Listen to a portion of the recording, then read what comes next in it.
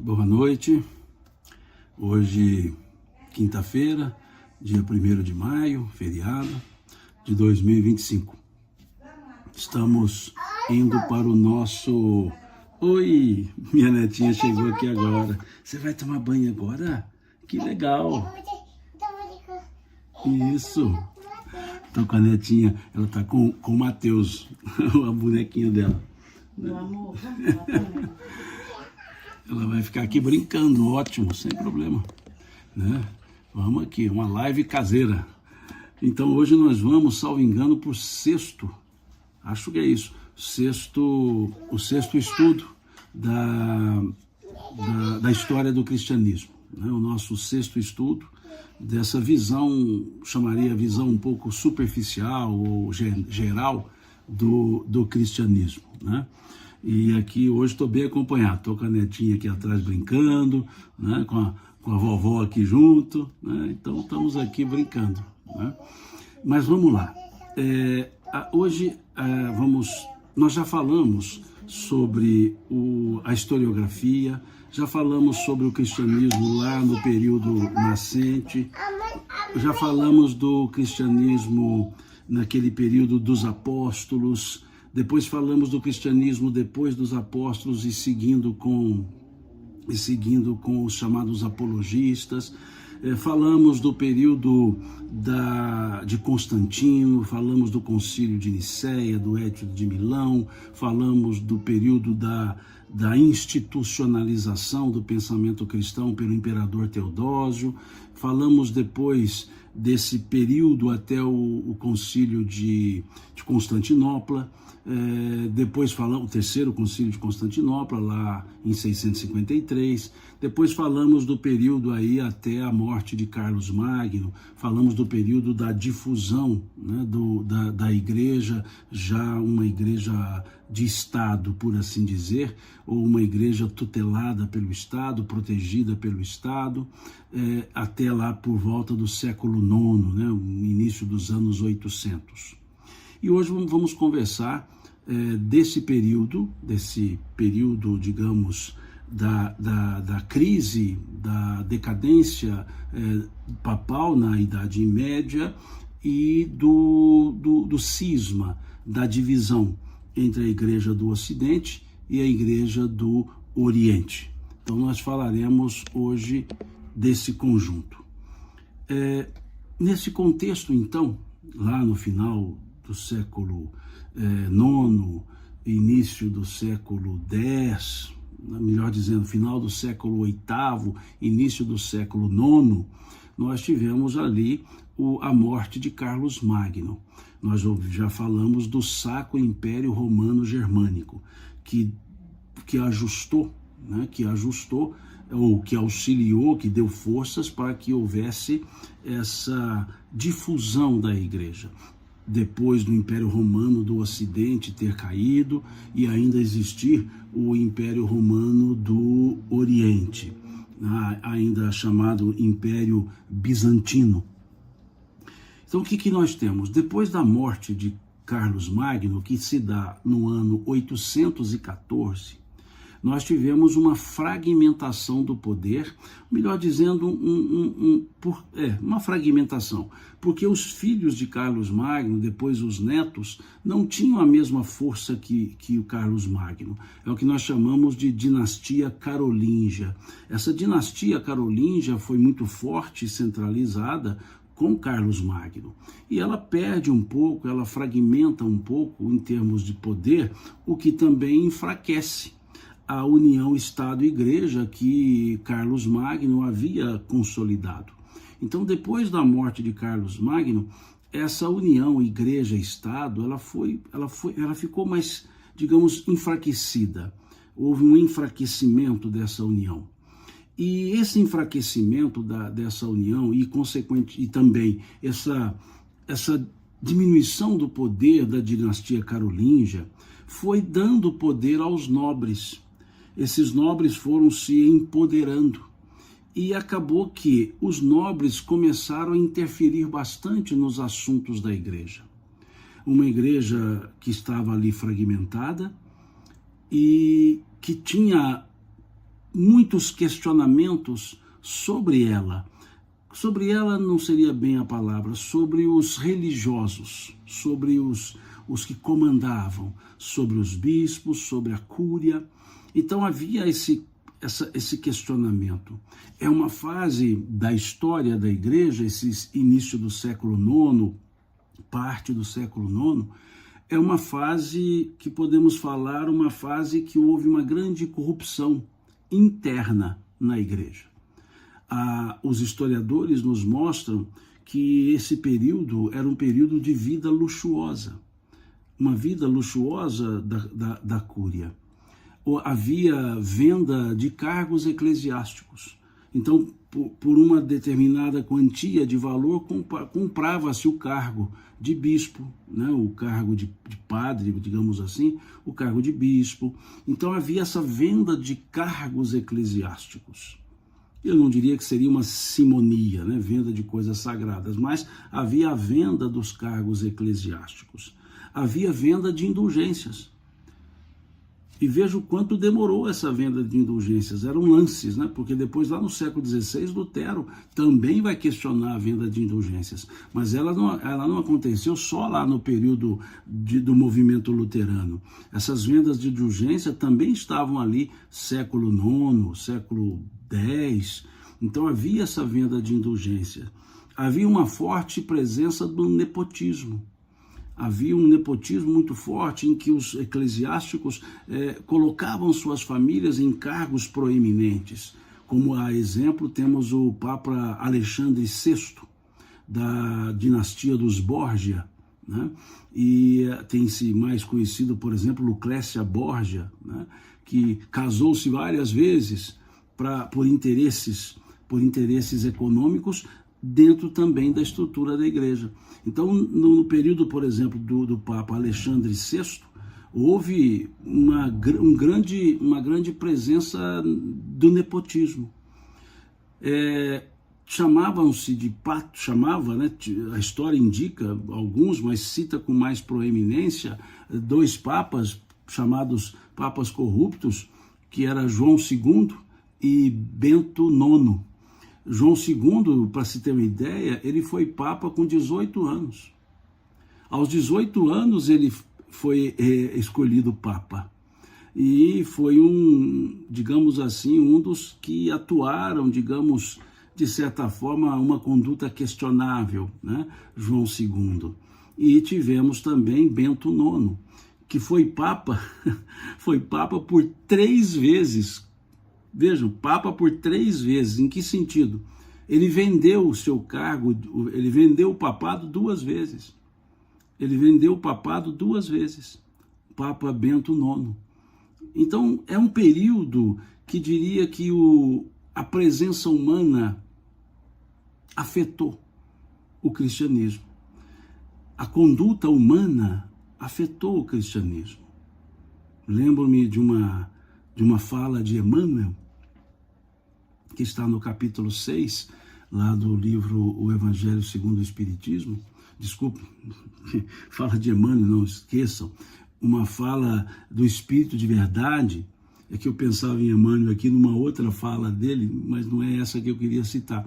Uma fala do Espírito de Verdade, que está no capítulo 6 do Evangelho segundo o Espiritismo, quando ele diz lá: todas as verdades se encontram no cristianismo. Os erros que nele se enraizaram são de origem humana. E aqui nesse período da igreja, esse século IX, século X, nós tivemos muitos problemas com essa crise interna da igreja. Essa vida luxuosa, a venda de cargos eclesiásticos, a venda de indulgências, o nepotismo, né, principalmente Alexandre VI, a corrupção interna, né, nos exemplos que dei aqui do Papa João II, que foi Papa aos 18 anos, o Papa Bento IX, que foi Papa 3 vezes, porque 2 vezes ele vendeu o seu cargo, né, vendeu o papado. Então essa era a característica da igreja. Aqui não é uma crítica pejorativa, é um registro de fatos. E isso enfraqueceu muito a igreja, enfraqueceu bastante. E sempre com discussões. E esse enfraquecimento da igreja fortaleceu um pouco os nobres. Quem comprava os cargos eclesiásticos? Os nobres. Aqueles nobres compravam cargos eclesiásticos, compravam para os seus filhos, para receber para ele ter ali um filho bispo, um filho cardeal, não era bem o termo da época, mas havia essa interferência e a força econômica acontecendo, digamos que a religiosidade ficaria em baixa, como ficou. Então é um período de muitos questionamentos, a ponto de chegar a se ter a nomeação, por exemplo, de bispos feitas direta pelo rei, pelos leigos e não pelo Papa. Tanto houve isso que tempos depois, lá entre o ano 1075, 1122, né, nesse período, houve uma questão chamada de querela das investiduras. Querela das investiduras. O ápice dessa discussão, dessa querela das investiduras, se deu com o Papa Gregório VII e com o imperador Henrique IV.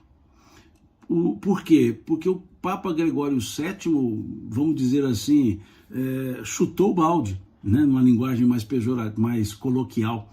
Por que isso? Porque o Papa Gregório VII, ele revoltou-se contra aquela investidura que era feita pelo rei, que era feita pelos nobres. Ele entendia que não podia ter investidura leiga, não podia haver nomeação de bispo por leigos. E aí houve essa questão chamada querela das investiduras, e lá em 1122 resolveu-se, né? A igreja se fortaleceu e ali tirou essa prerrogativa do Estado, melhor dizendo, do rei, né? Não existia Estado, do rei nomear bispos. Então veja que no período que antecede, nesse período sobre o qual estamos falando, a interferência leiga na igreja foi muito forte. E por outro lado, a corrupção interna foi muito forte também. E isso gerou então um certo clima de adversidades internas, um certo clima de desentendimentos, e isso foi acirrando, né? Foi acirrando. E nós temos que lembrar que a igreja, desde Constantino, face ao que aconteceu com o Império Romano, ela também estava, digamos que, territorialmente dividida. Não vou dizer separada, dividida. Nós tínhamos uma sede em Roma, uma sede em Constantinopla. Nós tínhamos essas duas sedes, desde a época de Constantino. Constantino, no ano de 330, por exemplo, ele trocou o nome da cidade, que era Bizâncio, que era, por isso se chamava Império Bizantino, né, o povo bizantino. Ele trocou o nome de Bizâncio para Constantinopla, lá em 330, porque ele também se muda para lá. Se muda para lá. E então, desde esse período, nós temos uma igreja, digamos, ocidental e uma igreja oriental, uma característica. E essa diferença, ela vem, né, há séculos, ou veio por séculos, até que nesse clima, né, do século IX, X, XI, nesse clima, houve então um acirramento dessas diferenças. E esses antecedentes, o desentendimento entre Roma e Constantinopla, em relação a vários pontos. Essa questão de uma disputa entre elas, por exemplo, houve uma ordenança vinda de Roma para que as igrejas, todas elas, seguissem o rito latino, mesmo as igrejas do Oriente, mesmo as igrejas de Constantinopla. Mesmo as igrejas daquela região do chamado Império Romano do Oriente, que em vez de chamar Império Romano do Oriente, passou a se chamar Império Bizantino. O que é o Império Bizantino? O Império Romano do Oriente. Porque o Império Romano do Ocidente caiu em 476. O Império Romano do Oriente, o chamado Império Bizantino, ele cai em 1453. Então, o Oriente teve muito mais presença do império, porque no Ocidente, com a queda do Império Romano no Ocidente, desfacelou-se. Então vários reinos surgiram, vários povos se libertaram e mantiveram as suas culturas. Então havia uma diferença assim, uma diferença cultural. E com essa decisão de Roma em determinar, veja, Roma determinar que o rito latino, e não o rito oriental, chamado rito bizantino, e não o rito bizantino mantivesse, a igreja então de Roma disse, olha, a partir daqui só o rito latino, então não permitia mais o rito bizantino, e era o rito aplicado nas igrejas do Oriente. E isso gerou uma reação, né? Uma reação. Nós temos ali o patriarca, que é aquele que era o bispo do Oriente, o patriarca Miguel Servilário, salvo engano o nome dele, acho que é Servilário, me fugiu, mas Miguel, sim, Servilário, ele era o patriarca. Então o que ele fez? Ele ordenou o fechamento de todas as igrejas latinas lá no Oriente. Então veja, o patriarca fecha as igrejas latinas do Oriente, o bispo de Roma determina a obrigatoriedade do rito latino. Ou seja, uma disputa. E o auge dessa disputa, ela começa com o Papa Leão IX e ela chega no auge, ela chega no auge com o Papa Leão X. Leão X e o patriarca Miguel Servilário. Ou Servário, né? Esse patriarca e o Papa se desentenderam a tal ponto que o Papa Leão X excomungou o patriarca Miguel e o patriarca Miguel excomungou o Papa Leão X. Ou seja, excomunhão recíproca ou excomunhão mútua. Chegou a tal nível. E essa excomunhão mútua, digamos, essa excomunhão feita pelo Papa Leão X, excomungando o patriarca Miguel, e feita pelo patriarca Miguel, excomungando o Papa Leão X, foi o ponto áureo, não pega bem, né? Foi o ponto focal para o cisma, para a separação da igreja.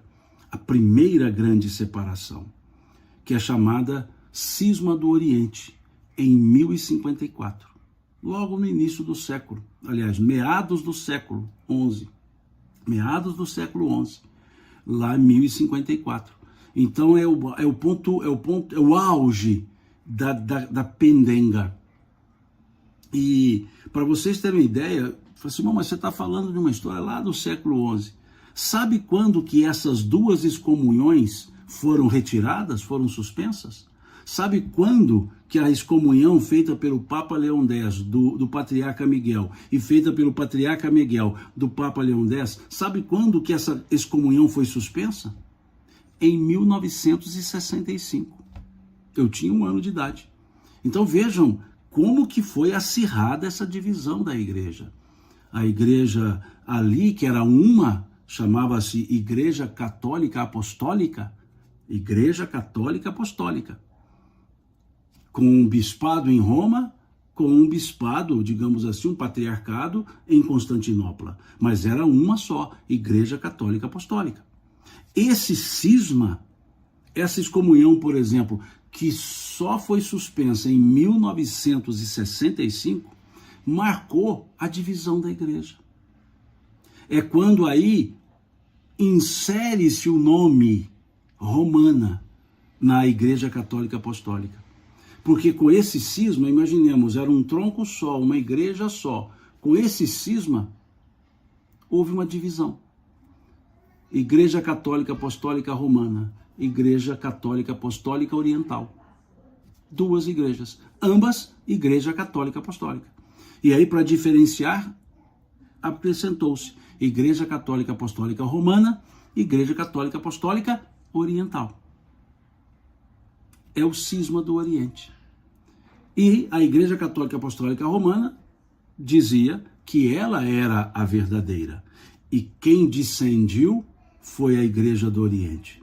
A Igreja do Oriente dizia que ela era verdadeiramente apostólica. E quem dissendiu foi a de Roma.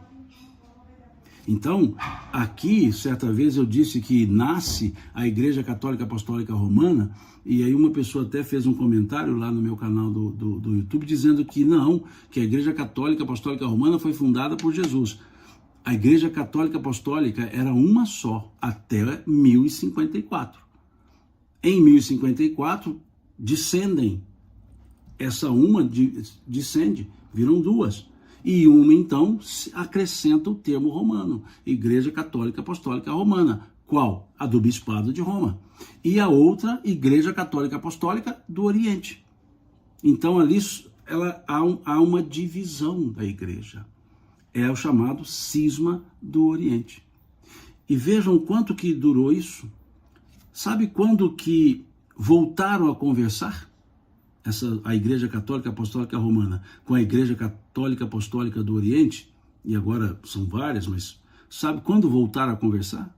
Em 2016, que o Papa Francisco e o Patriarca Cirilo I se reuniram.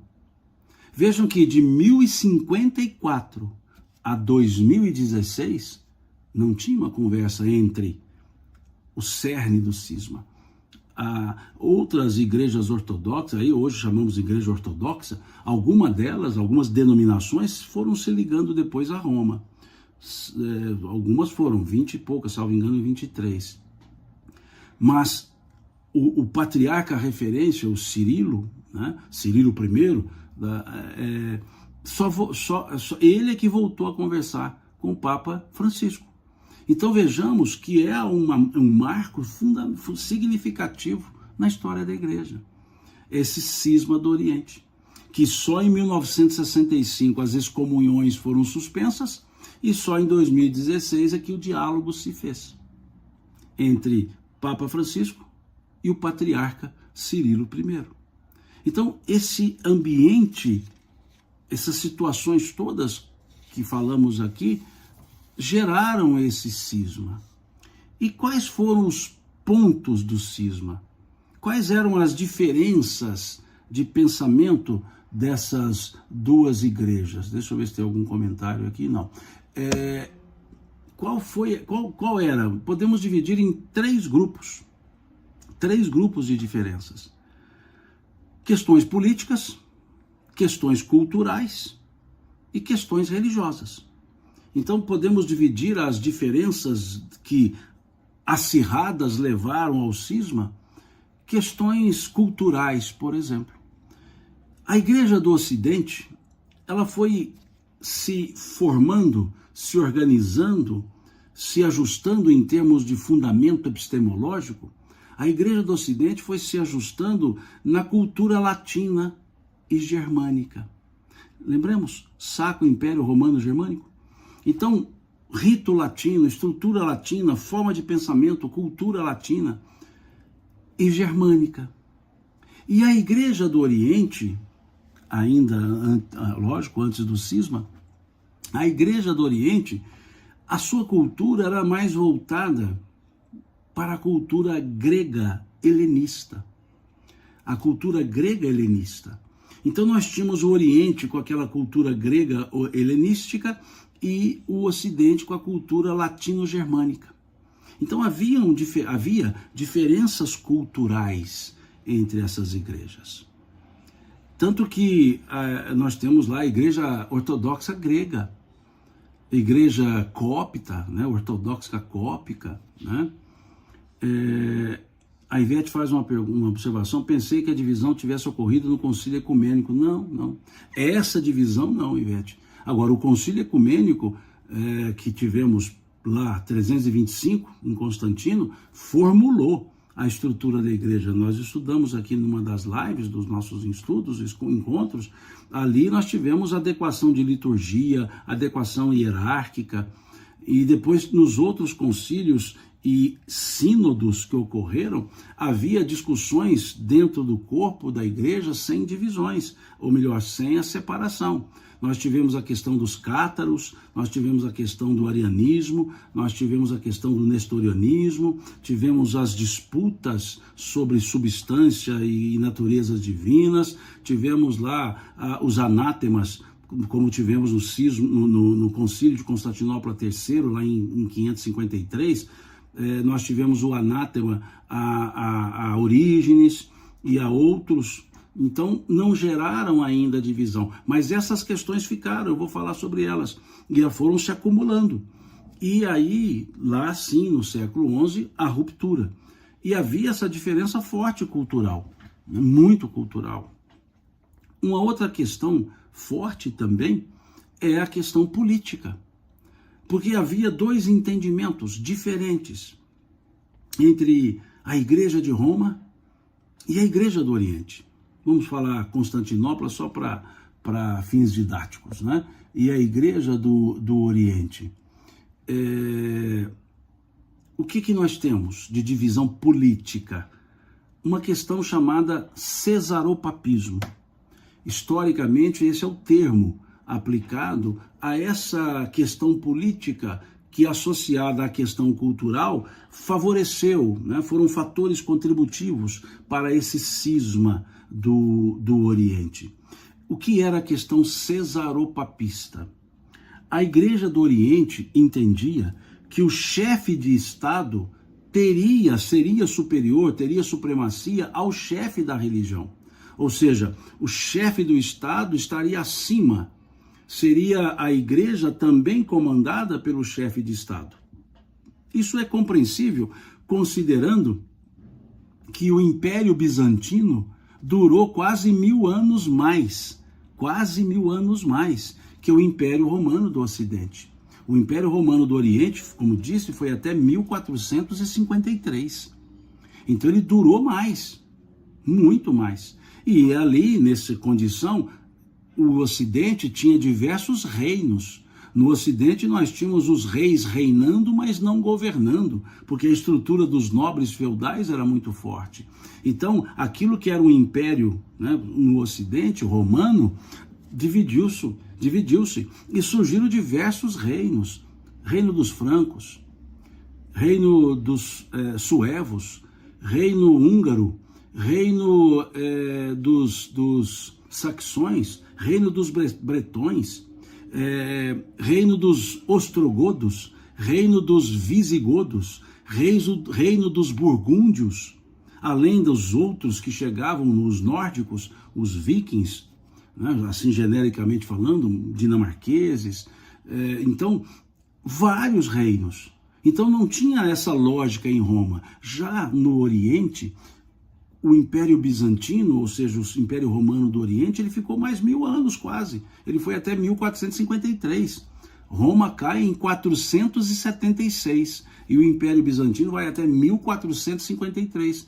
Então, no pensamento oriental, naquele pensamento da Igreja do Oriente, o chefe de Estado, o imperador, também era superior, ou era superior ao patriarca da religião.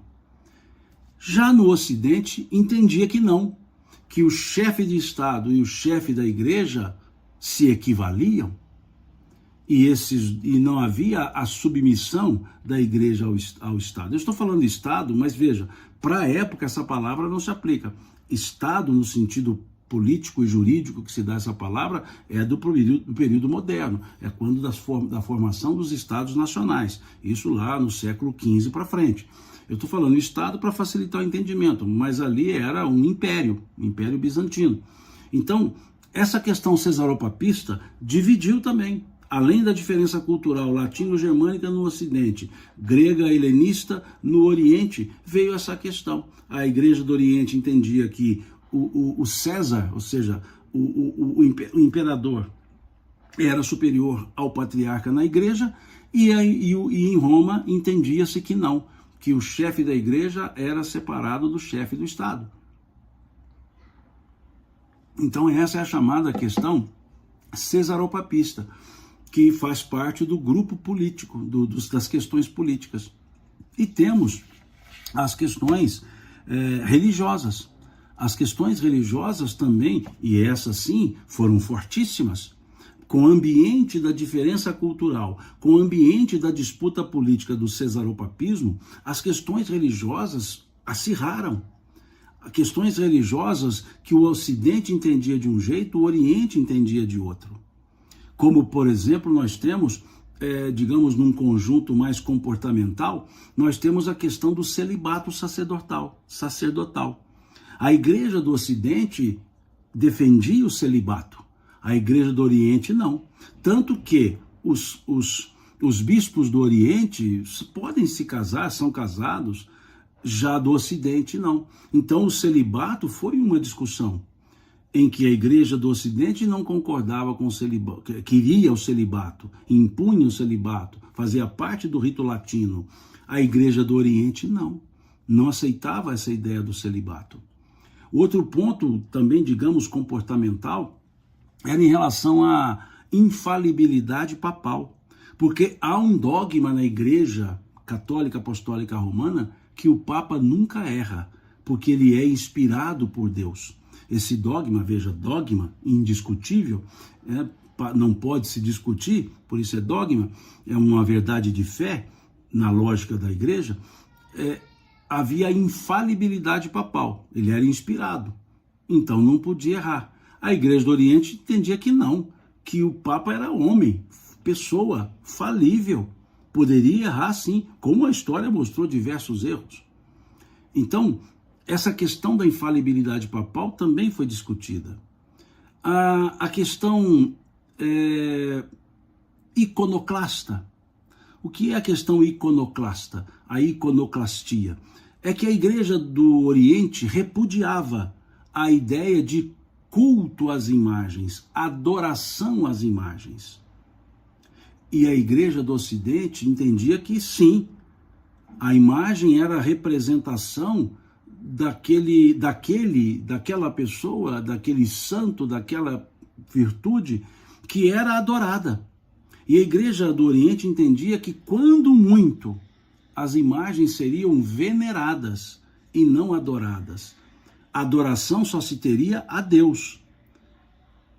E chegou-se ao extremo também de um grupo dentro da Igreja do Oriente defender a destruição das imagens, destruir todas elas.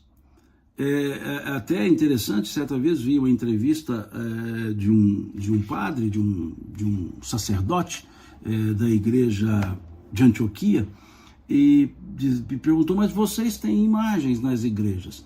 E ele até deu uma resposta interessante, falou, houve uma época que a Igreja do Oriente, a Igreja Ortodoxa, essa é Síria de Antioquia, ela comprou as igrejas, o prédio, e comprou do jeito que estava, os prédios de igrejas católicas. E como tinha santos, eles deixaram, numa forma de cultura artística. Então, para a Igreja do Oriente, hoje, pode-se encontrar uma ou outra imagem, e eles veem como cultura artística. Mas lá no passado, a questão iconoclasta era, as imagens podiam ser adoradas segundo o pensamento romano. E o Oriente entendia que as imagens, no máximo, poderiam ser veneradas, mas não adoradas. Elas não representavam a divindade, não representavam a virtude. Era um adorno. E elas podiam ser veneradas, porém não adoradas. Veneradas que, ao ver a imagem, relembrava-se a pessoa e venerava o rito, a importância, o feito daquelas pessoas, ou os feitos daquelas pessoas. E chegou a ponto de destruir a imagem. Então vejam, 4 questões que eu chamaria comportamentais. 3 questões que eu chamaria comportamentais. O celibato, que o Ocidente defendia, o Oriente não.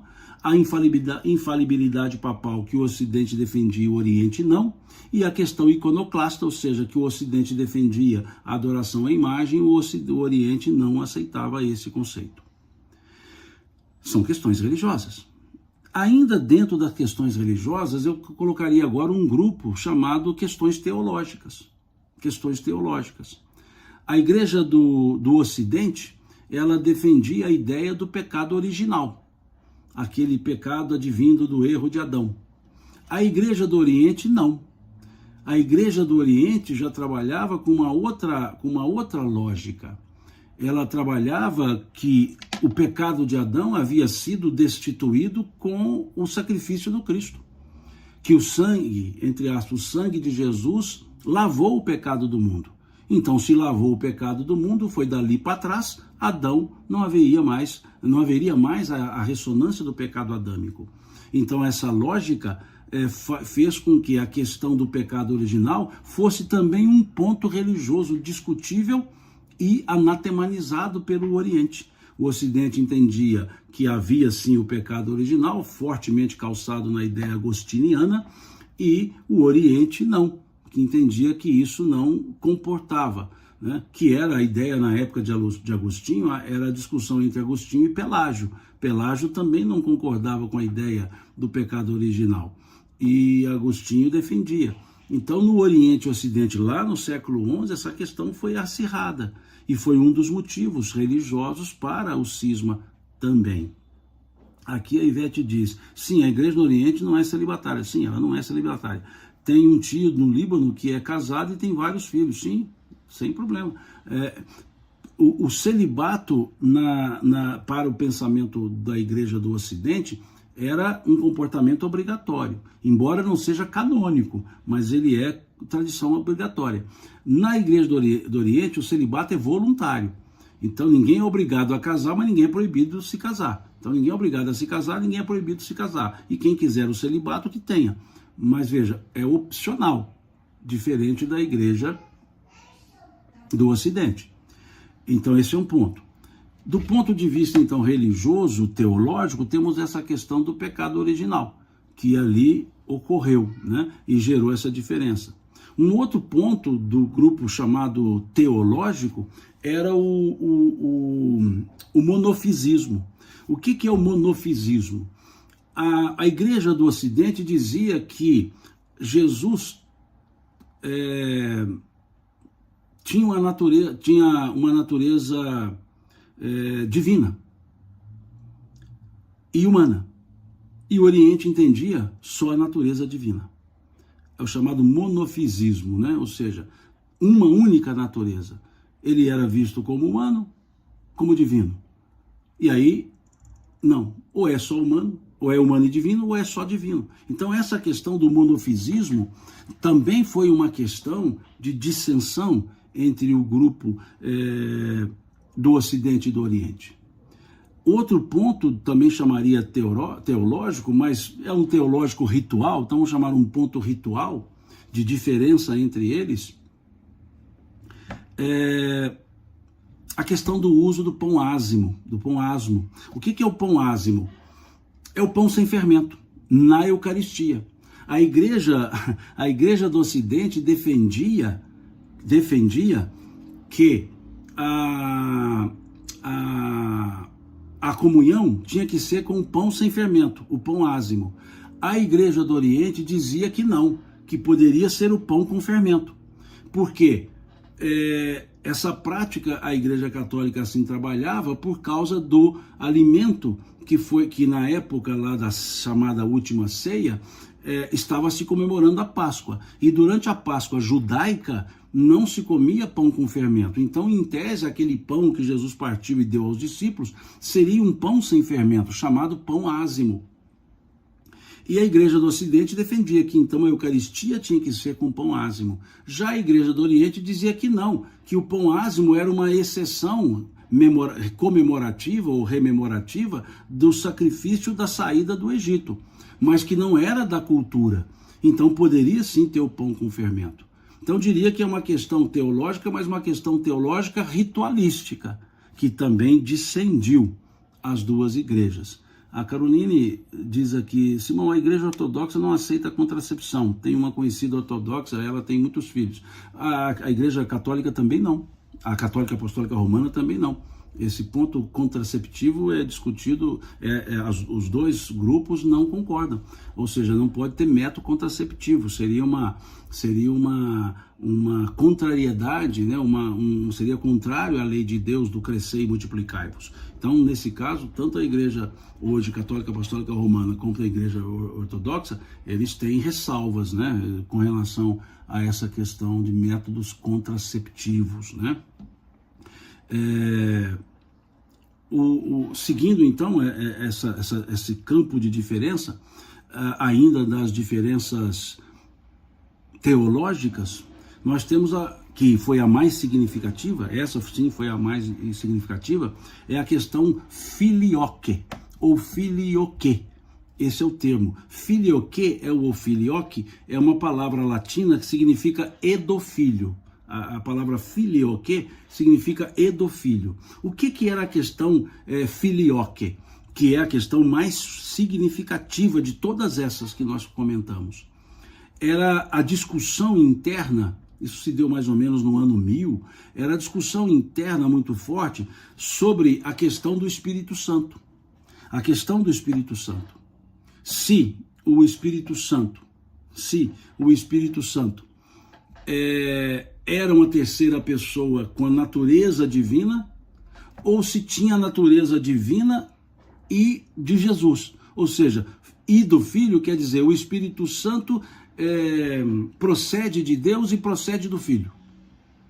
E isso a igreja do Ocidente defendia. E a igreja do Oriente dizia que não, que o Espírito Santo procedia de Deus e não do Filho, e não, no caso de Jesus. E a igreja de Roma desenvolvia esse raciocínio por um silogismo, porque defendia-se que Jesus era Deus. Então, se Jesus era Deus e o Espírito Santo procedia de Deus, logo ele procedia também de Jesus. Era a lógica romana. Mas a igreja do Oriente não concordava com isso. E essa questão chamada filioque, ela ainda permanece. E eu disse da outra vez, na última live, e repito, muitas igrejas ortodoxas, na atualidade, estão ligadas a Roma. Já foram voltando a Roma, muitas delas. 23, se eu não estou enganado. Tanto que no colégio cardinalício tem-se... desculpa, esquece o colégio. Na cerimônia fúnebre do Papa Francisco, tínhamos lá, se vocês observarem as imagens, roupas diferentes dos cardeais, que eram os patriarcas, os bispos da Igreja Ortodoxa. Então, 23 delas aceitam a autoridade papal, mas não seguem os ritos latinos, segue o rito bizantino. E não concordam com a cláusula filioque. Então, eles não aplicam a cláusula filioque. Embora aceitem a autoridade papal, não aplicam a cláusula filioque e seguem o rito bizantino e não o rito latino, mesmo reconhecendo essa autoridade papal. Então, vejam que essa questão lá foi muito séria e dividiu, de fato, dividiu. Né? Por isso que é chamado primeiro grande cisma. Primeiro grande cisma. Porque o segundo grande cisma já foi lá a reforma religiosa, que nós falaremos sobre ela, se não amanhã, depois de amanhã. Talvez amanhã eu fale sobre as cruzadas, que é um outro ponto importante na história da igreja. E depois de amanhã eu fale sobre o segundo grande cisma, que é o chamado cisma do Ocidente. E no domingo a gente encerra esse ciclo de estudo, digamos, geral sobre a história da igreja, a história do cristianismo. Então, vejamos, três questões que geraram e fortaleceram o cisma, a constituição para o cisma. Questões políticas, cesaropapismo.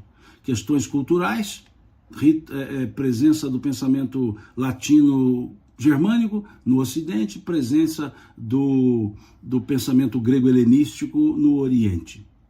Cesaropapismo, Oriente a favor, Ocidente contra.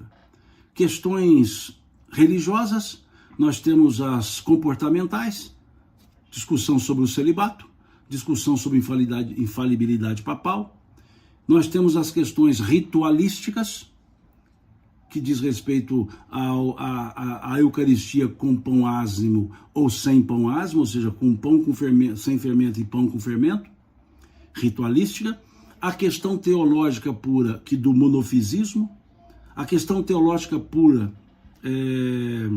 e antes, comportamental ainda, a iconoclastia, a questão das imagens, e a questão do monofisismo, a questão da cláusula filioque. Então, tudo isso concorreu para o cisma, para a separação. E aí eu volto a dizer, volto a lembrar, essa separação,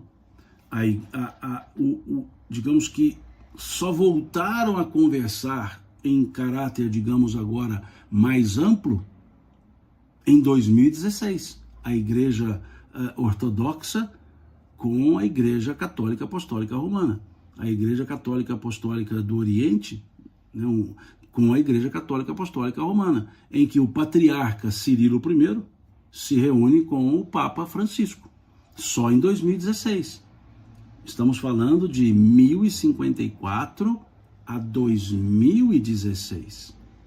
Estamos falando quase 1000 anos depois. E aquela excomunhão recíproca que o patriarca Miguel excomungou o Papa Leão X e que o Papa Leão X excomungou o patriarca Miguel, essa excomunhão recíproca, essas excomunhões ou essa excomunhão recíproca só foi suspensa em 1965. 1965. Mais de 1000 anos. Mais de 1000 anos. 1965, 1054. 1011 anos depois. Desculpa, 911 anos depois. Minha cabeça aqui bugou matematicamente. 911 anos depois. Vejam. Agora, voltar a conversar em 2016. Conversar, que eu digo, para tentar se aproximar, para criar uma ideia, não só para a força didática, ecumênica, só em 2016. Então percebamos o quão forte foi esse cisma. E desse cisma, então, fixa-se os dois nomes, ou fixam-se os dois nomes.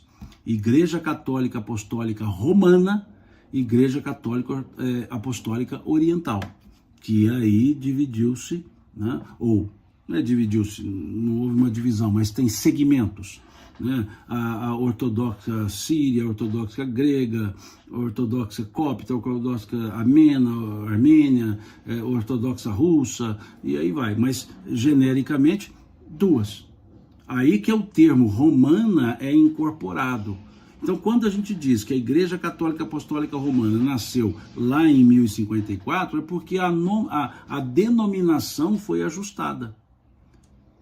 Aqui a Sara diz, tudo isso em nome de Jesus. Pois é. E o Jesus lá quietinho no canto dele, né? E assim fazendo. Né? Aqui o Dário pergunta, então o Papa é o mesmo para as duas igrejas? Não. Eu disse que parte das igrejas ortodoxas, salvo engano, são 23, salvo engano, associaram-se a Roma, parte delas.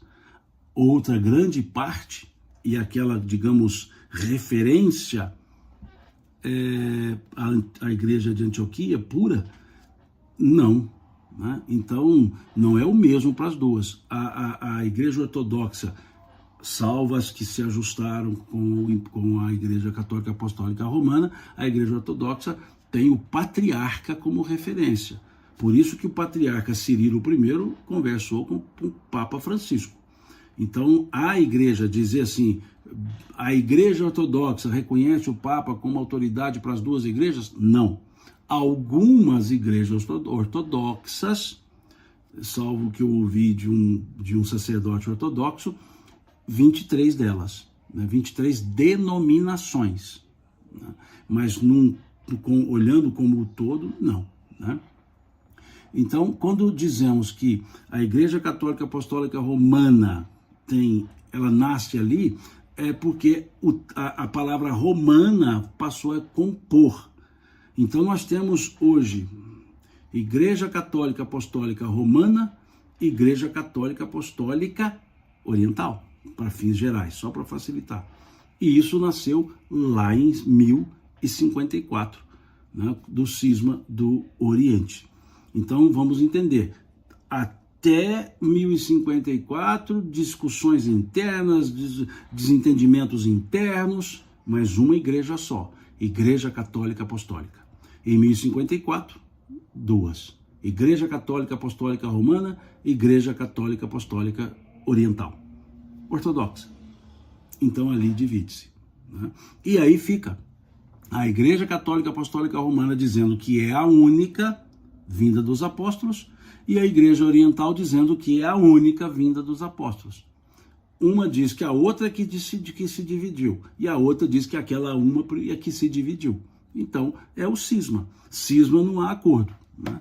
Então esse cisma criou as duas igrejas. Por isso é um dos pontos importantes na história do cristianismo, na história do comportamento, do movimento cristão. É um ponto importante. Como foi importante o concílio de Constantinopla, como foi importante o concílio de Nicéia, como foi importante a presença dos pais da igreja, como foi importante a introdução da filosofia chamada patrística no pensamento da igreja, como foi importante a presença dos apologistas, como foi importante o período da junção igreja-estado, dos problemas internos. Tudo isso são pontos interessantes, né? A Ivete diz aqui: a igreja maronita é católica apostólica romana, como segue o Papa, correto? Não, continua sendo igreja católica ortodoxa. Mas por que isso, Ivete? Porque o rito é bizantino.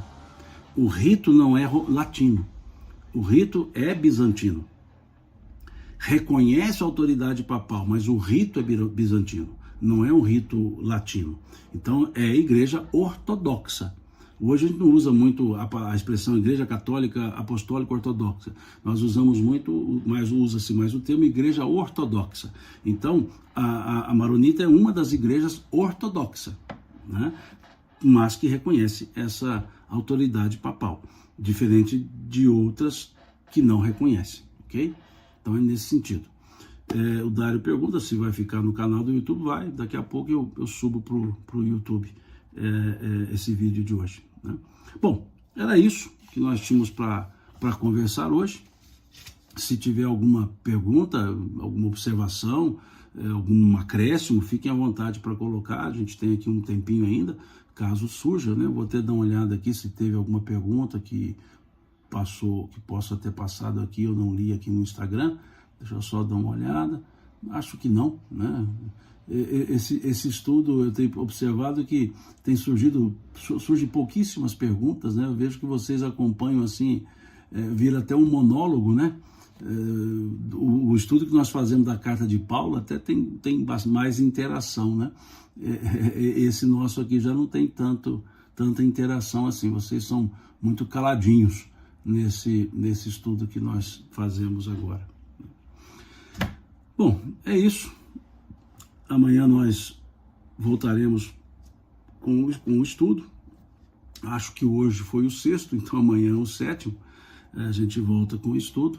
E amanhã vamos falar um pouco sobre o período da igreja das cruzadas, né? Então aqui nós fomos até por volta do ano 1000, vamos colocar século XI, né? Vamos conversar um pouco do século XII, né, para frente, do século XII à frente, até chegarmos ali ao movimento reformista. Depois a gente conversa sobre o movimento reformista, propriamente dito. Então é isso. Muito obrigado, né? Eu agradeço muito a vocês pela paciência de me acompanhar. São 2 estudos. E para o pessoal aqui do Instagram que está ao vivo, porque o YouTube, eu não estou ao vivo no YouTube, eu gravo aqui no celular, depois eu subo para o YouTube. Mas aqui no Instagram é ao vivo. Fica o convite, daqui a pouquinho, às 8 horas, né, às 20 horas, o nosso Prosa Espírita. Então hoje é o dia, eu participo do Prosa Espírita toda primeira quinta-feira do mês. Então hoje é a primeira quinta-feira do mês. Eu estarei lá com o Daniel, com o Wellington, com o Quincas, no nosso Prosa Espírita, que é um bate-papo de 4 mineiros, né? E 4 mineiros vizinhos, né? O Daniel mora em Ibiá, que fica a 90 quilômetros aqui de Patrocínio. Eu moro em Patrocínio. O Quincas mora em Monte Carmelo, que fica a 80 quilômetros daqui. E o Wellington mora em Tupaciguara, uns 160, sei lá, uns 190 quilômetros daqui. E mora também em Uberlândia, ele fica nas duas cidades, que fica mais ou menos a 140 quilômetros, por aí, né, 130 quilômetros daqui. Então, na verdade, é um grupo regional de mineiros, né? Por isso nós chamamos de prosa, né? Uma boa prosa espírita. Né? E fica o convite, daqui a pouquinho, nos meus stories eu coloquei lá o link, né? Se quiser participar, é só entrar. E também é pelo canal do YouTube da Rede Amigo Espírita. Então fica o convite para vocês aqui. A Ivete disse: Simão, vi o banner do Papa Francisco na Igreja Nacional do Líbano. Legal. Né? Depois, ok. Deixa eu ver aqui. Conhecer a história da igreja, não fazia ideia. Ok, agradeço. Eu falei acima sobre a presença do patriarca no velório do Papa. Você não leu. Ah, sim, Angélica. É porque ontem eu falei sobre isso. Ontem eu disse que se olharmos o funeral, nós veremos os cardeais, né, todos eles paramentados e alguns com roupas diferentes, que são os sacerdotes, os bispos das igrejas ortodoxas ligadas a Roma. E a presença do patriarca, né, que se fez ali numa demonstração de aproximação, não vou dizer de unidade, porque não serão unas, porque têm características e pensamentos diferentes, mas estão unidas, não são únicas, mas são unidas agora, né, depois de 2016, que se restabeleceu o diálogo, né, mais uma ação meritosa, né, e meritória, melhor dizendo, do Papa Francisco, uma ação meritória do patriarca Cirilo I. Né? Então esse encontro, essa volta ao diálogo, ela se deve a muitas questões, a muitos movimentos, mas ali os dois representantes, a boa vontade dos dois, tanto o Papa Francisco como o patriarca Cirilo I. Ok. E aí o Cantarela pergunta se o Prosa Espírita tem endereço específico no Instagram. No Instagram eu não sei dizer, acho que não. É no YouTube. Lá no meu Instagram, aqui no meu Instagram, nos stories, eu postei convidando para o Prosa Espírita e lá tem um link. É só clicar, está lá escrito YouTube. Clica que já cai direto no endereço do programa. Tá? É às 8 horas, daqui a pouquinho. Vamos ver se tem mais alguma pergunta. Não, acho que agora só isso, terminou. Já chegamos a 57 minutos de estudos. Paro por aqui, desejando uma boa noite a vocês, um bom, digamos, fim de feriado, e já chega amanhã, sexta-feira, então um bom fim de semana também. E amanhã, às 9 da manhã, a turma do Instagram aqui, às 9 da manhã, do YouTube também, que eu posto hoje, às 9 da manhã, a continuação do nosso estudo da Carta de Paulo aos Romanos, o nosso 12º estudo da Carta de Paulo aos Romanos. E para a turma do YouTube aqui, do Instagram aqui, fica o convite. Prosa Espírita daqui a pouquinho. Fiquem com Deus, Deus abençoe, Deus lhes pague e até mais.